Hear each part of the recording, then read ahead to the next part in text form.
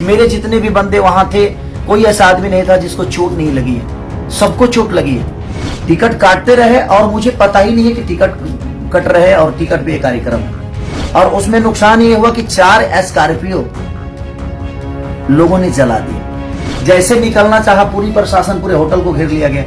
तो भाई उसका जिम्मेदार हम पे आ जाएगा। प्रशासन, नेपाल की प्रशासन निकम्मा है और नेपाल की प्रशासन ने खेसारी लाल यादव को सुरक्षा नहीं दिया। ऐसा नहीं है कि मैं गलत हूँ। मैं किसी का काम लेता हूँ तो मैं अपने जीवन में 24 घंटा वर्क करने वाला इंसान हूँ। हमारे सारे इंस्ट्रूमेंट तोड़ दिए गए, हमारे लड़कियों को चोट पहुंची। तो इसमें दोष ना उन जनता का है और ना ही हमारा है।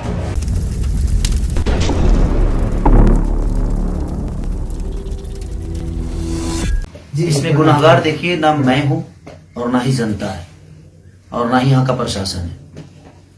गुनाहगार वो है जो परमिशन लिया और परमिशन रद्द होने के बाद भी हमें इन्फॉर्म नहीं किया गया। और मैं यहाँ पे करीब 7, साढ़े 7 बजे मैं बॉर्डर पे आ गया था। सुबह 7 बजे मेरा 11 बजे से कार्यक्रम था। तो मैं सुबह 7 बजे, और जब मेरा कार्यक्रम लिखने की बात थी तो यही गए थे कार्यक्रम लिखवाने को। एक बार दिखा दीजिए, क्या नाम पड़ेगा आपका? मेरा नाम तो चौधरी नाम है। मेरा नाम तो चौधरी हो।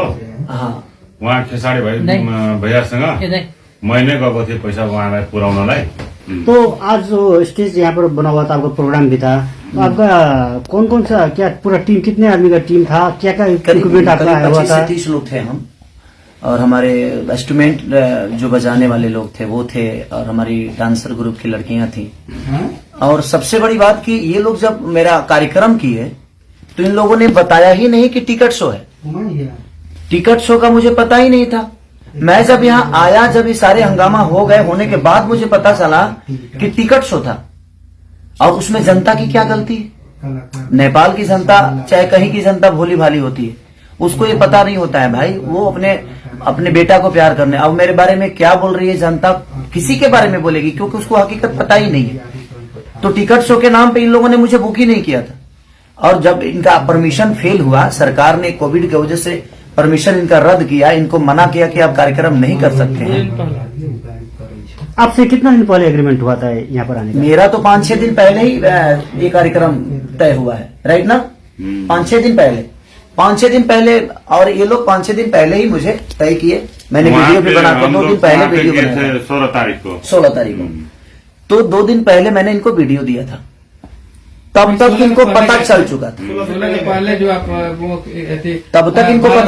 था, कि परमिशन रद्द है, प्रशासन हमें ये कार्यक्रम नहीं करने देगी। उसके बावजूद भी इन लोगों ने, मैं यहां तक आ गया, उसके बावजूद भी ये पूरे दिन टिकट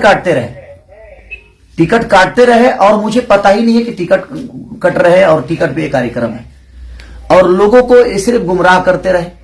और उसमें नुकसान ये हुआ कि 4 स्कॉर्पियो लोगों ने जला दिया। इसमें मैं पब्लिक जनता को मैं बिल्कुल दोष नहीं बोलूंगा, क्योंकि इन लोगों ने गुमराह जनता को भी किया और मुझे भी किया। तो आपका कहना है कि जो भी हुआ आयोजक की तरफ से, आयोजक अगर मुझे सुबह ही बता दिया होता कि भैया यहाँ परमिशन नहीं है, प्रशासन हम आपको नहीं दे सकते, तो इसमें प्रशासन का भी कोई रोल नहीं है भाई। प्रशासन, अब मैं यहाँ आया 8 बजे, 9 बजे मैं पहुंचा। 9 बजे पहुंचने के बाद 10 बजे मैं रेडी होकर बैठ गया।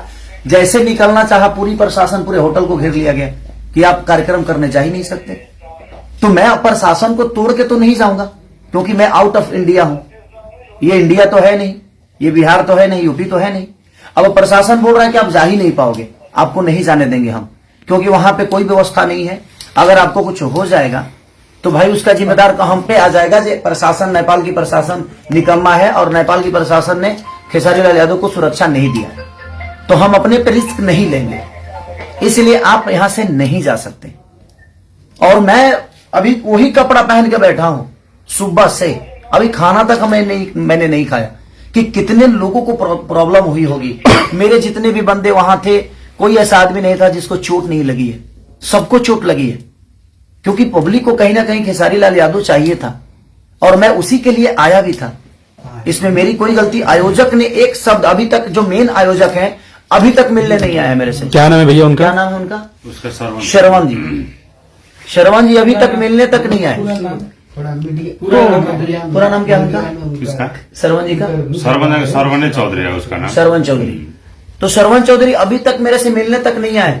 हम लोग सारे लोग अभी तक खाना तक नहीं खाए। सुबह सब लोगों ने नाश्ता करके और कार्यक्रम के लिए जा रहे थे हम लोग। और जनता की नजर में ये चीजें लग रही है कि मैं आया नहीं। अभी आप देख ही रहे हैं ना कि यहाँ पे हैं, ये भी हैं हमारे प्रशासन, यहाँ के प्रशासन भी हमारे एसपी साहब के जो हमारे प्रशासन के लोग हैं वो भी हैं। ऐसा नहीं है कि मैं गलत हूं। मैं किसी का काम लेता हूं तो मैं अपने जीवन में मैं 24 घंटा वर्क करने वाला इंसान हूं। लेकिन कहीं ना कहीं ये कार्यकर्ता लोगों ने जनता को भी बेवकूफ बनाया और मुझे भी बेवकूफ बनाया। आज कम से कम 1.5 करोड़ का नुकसान हुआ सिर्फ खेसारी लाल यादव के। 4 स्कॉर्पियो को जला दिया गया। इसमें दोष जनता को मैं कैसे दे सकता हूं? इसमें दोष तो इनका है। हमारे सारे इंस्ट्रूमेंट तोड़ दिए गए, हमारे लड़कियों को चोट पहुंची, तो इसमें दोष ना उन जनता का है और ना ही हमारा है देखा जाए, और ना ही यहाँ के प्रशासन का है, ना ही सरकार का है। जब सरकार आपको पहले कोविड की वजह से मना कर दिया तो ये कार्यक्रम आपको पहले ही रद्द कर देना चाहिए। जब 2 दिन पहले ही आपकी परमिशन रद्द की गई तो आपको पहले जनता को बता देना चाहिए कि कार्यक्रम, या मुझे ही बोलते कि भाई एक बार लाइव आकर बोल दीजिए ये कार्यक्रम कैंसिल हो गया। जैसे आप अभी कोविड तो नेपाल और इंडिया दोनों तरफ ही एक ओमिक्रॉन का जो एक संक्रमण है एकदम तीव्र रूप में आगे बढ़ रहा है। तो जैसे आप लोग का एग्रीमेंट हुआ उस समय आपने नहीं पूछा था कि मतलब इस ढंग का? देखिए मैं बोला भी था, इन लोगों से बोला भी था कि क्या कोविड का कोई प्रॉब्लम तो नहीं है ना? तो नहीं सर, वहां परमिशन हमें मिल गया है। तो जब सरकार परमिशन इनको कार्यक्रम के लिए दे दिया तो मैं भी निश्चिंत हो गया कि हो सकता है कि वहां इतनी महामारी नहीं होगी। तो मैं क्लियर हो गया कि जब सरकार का लेटर मेरे पास, प्रशासन का लेटर ऑलरेडी आ गया कि हाँ परमिशन है, कार्यक्रम होगा। इन लोगों ने मुझे यही बोला था कि मेला का कार्यक्रम है, ये नहीं बोला था कि टिकट काट रहे हैं। ये नेपाल में आपका आगमन पहली बार है? नहीं, मैं ये तीसरी बार आया हूँ। मैं विराटनगर, खास करके विराटनगर में पहली बार आया हूँ। बाकी वीरगंज में बहुत बार आया हूँ, 1-2 बार ऐसे भी आया हूँ और 1-2 बार कार्यक्रम करने के लिए। बता रहे हैं 1.5 करोड़ करीब का सामान आपका जो नुकसान हुआ। तो अब क्या इसके बाद क्या? इसके बाद लोगों के अंदर जो छवि मेरी बर्बाद हुई, लोगों के दिमाग में तो ये बैठ गया ना कि मैं नहीं आया। देखिए मैं अपने जीवन में अपने सभी के लिए हमेशा काम करता हूं और हर आदमी करता है, लेकिन किसी और के वजह से जनता को परेशानी हो। मैं आज तक जनता को परेशान करने वाला कोई काम नहीं किया। मैं मनोरंजन करने वाला आदमी, हमेशा उनको खुशी देने का काम करता हूं। और आज इन लोगों की वजह से लोगों के नजर में मेरी छवि खराब हो। लोगों की नजर में लगा कि खेसारी लाल यादव आया ही नहीं, जबकि सुबह 7 बजे से मैं होटल पे हूं, 8 बजे से। अब इससे आपका एक जो फैन फॉलोइंग है उसको भी नहीं, जनता को हकीकत पता चलेगा तो जनता बेवकूफ थोड़ी है। और जनता ने जो किया है वो अपने हिसाब से बिल्कुल सही है। मैं कुछ जनता को मैं गलत नहीं बोल सकता, क्योंकि गलत तो इन लोगों ने किया कि इन लोगों ने परमिशन नहीं रहने के बावजूद भी मुझे बताया तक नहीं तो मैं सुबह आया जरूर। मैं बिना कार्यक्रम किए मैं लाइव आ जाता कि प्रशासन की वजह से कार्यक्रम रद्द हो गया है, आप लोग नहीं आइएगा कार्यक्रम में, तो लोग नहीं आते। लेकिन इन लोगों ने बताया ही नहीं। सर उस पर साइन भी करना होगा ना। हाँ, तो वो सारी चीजें हैं। और अभी कार्यकर्ता में एक आदमी आया और वो सुबह से मेरे साथ यहाँ पे थे, लेकिन अभी वो गायब हो गए। ये है सुमित जी नाम है उनका, वो भी गए थे रिसीव करने, वही हमें बॉर्डर से हमें अंदर किए। तो मेरी इसमें गलती 1% की नहीं। व्हाट्सएप लोकेशन से लेकर हर डिटेल वही दे रहे थे हमें। और ये सुबह 7 बजे भी हमें नहीं बता रहे हैं कि प्रोग्राम कैंसिल हो गया है सर, प्रशासन ने मना कर दिया है, सरकार ने मना कर दिया है। इन लोगों ने गुमराह रखा हमें गुमराह किया कि नहीं आप आइए कार्यक्रम होगा। तो आपका आगे का जो अब इसके बाद का क्या, आपका क्या करेगा? क्या कुछ चीजों से लेते हैं आप? इसके बाद जैसे आपका क्षति हुआ, आपका एक हिसाब से क्षति तो आयोजक ही देगा ना। अब क्षति जो हुआ है गलती इनकी है, इनको तो पूरे जनता का पैसा लौटाना चाहिए। जनता की क्या गलती है भाई? वो तो अपने स्टार को देखने आ रही है, तो इनको पूरे जनता का, नेपाल के जनता के साथ इंसाफ करना चाहिए इनको, क्योंकि गलती इनकी है। इसमें गलती जनता नहीं है और ना ही खेसारी लाल यादव है और ना ही सरकार है, ना ही प्रशासन है। कि जब आपको मना कर दिया गया कि आप ये कार्यक्रम नहीं कर सकते, तो फिर आपने जबरदस्ती जनता को गुमराह क्यों किया? जनता को बेवकूफ क्यों बनाया? खेसारी लाल यादव को बताया क्यों नहीं? मैं तो इतना ही कहता ना कि भाई ये कार्यक्रम कैंसिल हो गया, क्योंकि यहाँ पे कोविड के वजह से प्रशासन ने मना कर दिया, सरकार इसकी अनुमति नहीं देती है। मैं लाइव आके लोगों को बोल देता, लोगों को समझा देता, तो टिकट तो नहीं कटाते ना वो। तो टिकट आपका यहाँ आने का जो एग्रीमेंट था उसमें कितने में डील हुआ था और कितना पैसा आपको मिल चुका है? देखिए, वो अंदर की बातें होती है। उस डील को हम लोगों तक नहीं बता सकते कि क्या बातें हैं क्या नहीं, क्योंकि वो अंदर की बातें हैं कि हम कितना में, हम प्यार में आए हैं, कि हम मोहब्बत में आए हैं, कि हम 2 रुपया लेकर आए हैं, कि हम खर्चा पे आए हैं। वो आपस की बातें होती है। लेकिन अंत में इस घटना के बाद आप क्या अंतिम निचोड़? नहीं, मेरा कहने का मतलब कि जो नुकसान हुआ है अब वो तो कहीं ना कहीं आयोजक कर्ता को ही भरना पड़ेगा, क्योंकि मेरी गलती तो 1% नहीं है। मैं तो रात को निकला हूं, पटना से रात को निकला मैं, और मैं आ गया, तो मेरी तो गलती है। अगर मैं नहीं आया होता तो शायद मेरी गलती थी। क्या खेसारी लाल यादव नहीं है तो अब क्या कदम लेंगे आप? जैसे आपका कदम क्या उठाना है, तो अभी तो अब जनता को इंसाफ करना है कि आयोजक कर्ताओं के साथ इनको क्या करना है। मैं कुछ नहीं बोल सकता, मैं तो जनता का प्यारा बच्चा हूं, मैं इनके लिए ही आया था। नहीं, अपनी तरफ से क्या कर रहे हैं? मैं अपनी तरफ से क्या करूंगा? अब इनको पूरे जनता का पैसा इनको लौटाना चाहिए, मेरा जहां तक सवाल है, क्योंकि जनता जो है वो बहुत मेहनत करके अपने बेटे को देखने आई थी, तो और इन लोगों ने उनके साथ धोखा किया। ये मेरे साथ धोखा किया और मेरा 1.5 करोड़ का नुकसान आज हो गया, कम से कम 1.5 करोड़ का। 4 स्कॉर्पियो को जिंदा जला दिया गया। अब जिंदा ही बोलेंगे उसको, वो खड़ी थी, चलने वाली चीजें थी, और उसको जला दिया गया। हमारे इंस्ट्रूमेंट जो बजाने वाले थे, बैंजू हो, कीबोर्ड हो, पैड हो, ढोलक, नाल, तबला, कोई चीज नहीं बचा। अच्छा भैया, 10 बजे जब आप रेडी होके वहां के लिए निकलने वाले थे और प्रशासन यहाँ पे आ गई और आपको जाने नहीं दिए, तब क्या ऑर्गेनाइजर्स आपके पास आए थे? नहीं आए मेरे पास। ये लोग गेट के बाहर खड़े थे लेकिन आए नहीं। आप क्यों नहीं आए थे भाई साहब, ये बताएंगे आप प्लीज? म त यहाँ आएकै हो होइन, जुन छ हामीलाई गर्नु हिंदी में बोलिए, पूरी पब्लिक हिंदी में। हिन्दी में उतना बात बोल्ने ना, जितना बोल सकते उतना ही बोलिए, जितना बोल सकते उतना बोलिए। उतना ही बोलिए। खेसारी भैया को लेने जब 12-1 बजे के समय में 1 बजे कहाँ आए थे? सुमित जी एकदम यहाँ 9:30 बजे आ गए थे, यहाँ से लेके गए फोन कर। बोलिए। नहीं, हम 12-1 बजे आए। हाँ ठीक है, आप खेसारी जो जिससे हमारे चले गए थे। हाँ, जब यहाँ पे प्रशासन ने रोक रहा था, जाके उसको खेसारी भैया के लेकर जाएंगे, 10 मिनट भी थोड़ा प्रोग्राम दिखाना है बोल के यहाँ पे आए। और डीएसपी से बात हुआ, हमसे बड़ा जो क्या बोलता है मेयर साहब ने बात किया कहाँ, फिर भी हम लोग का दे देगा कि जाने के लिए भी। जब करते करते कोई बस नहीं चला, तब तोड़फोड़ शुरू होने लग गया है।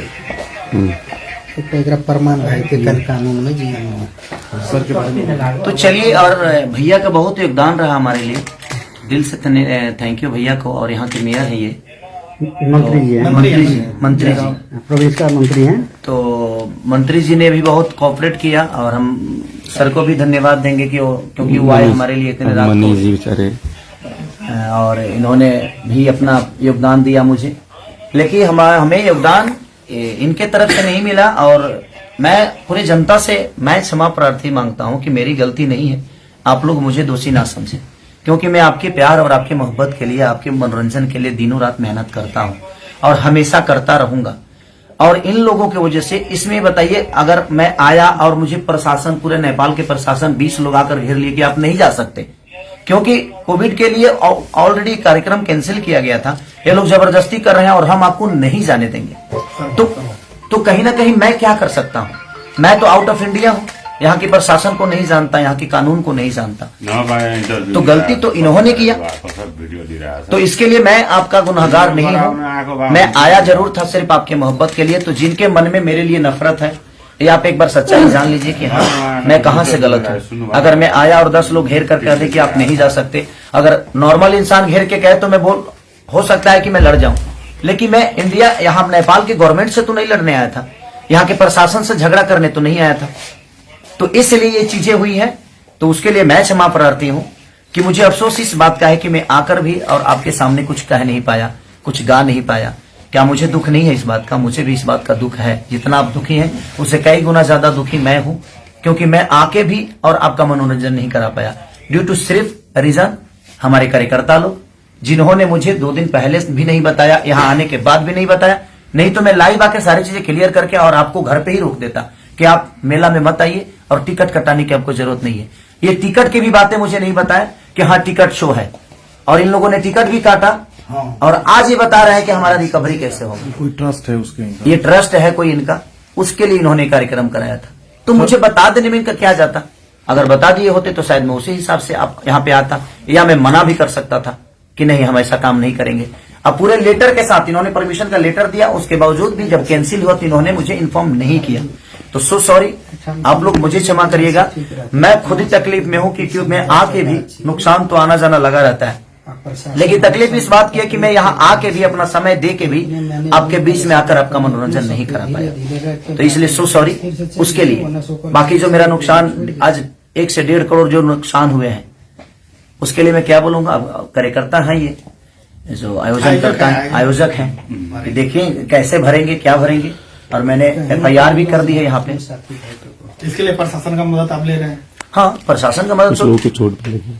और जिन लोगों को उस कार्यक्रम में चोट, जिस जनता को चोट लगी है उस कार्यक्रम के दौरान, मैं ईश्वर से प्रार्थना करता हूं कि आप लोग स्वस्थ रहें और सुरक्षित रहें, जल्दी आप ठीक हो जाएं, क्योंकि बहुत लोगों को चोट लगी है। मेरे टीम में किसी को ऐसा नहीं है कि मेरे टीम में किसी को चोट नहीं है, सबको चोट लगी है। लेकिन उसके बावजूद मेरे टीम के बाद भी मेरी जो जनता, जो भगवान स्वरूपी जनता है, जिसको भी चोट लगी है, उसके लिए मैं दिल से दुआ मांगता हूं कि आप जल्दी से स्वस्थ हो जाएं। Thank you so much.